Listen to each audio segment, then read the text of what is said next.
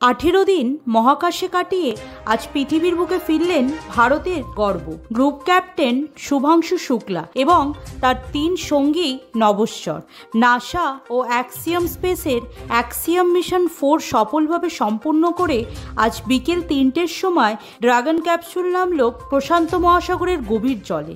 গতকাল আন্তর্জাতিক মহাকাশ স্টেশনকে বিদায় জানিয়ে গ্রেস নামের ক্যাপসুল শুরু হয় তাদের পৃথিবীর অভিমুখে যাত্রা। এটা ছিল ভারতীয় বায়ুসেনার এক গর্বের অধ্যায়। ড্রাগন থেকে হাসি মুখে বেরোলেন শুভাংশু। মহাকাশে কাটানো প্রতিটি মুহূর্ত যেন আজ তার চোখে এক গর্বের দীপ্তি।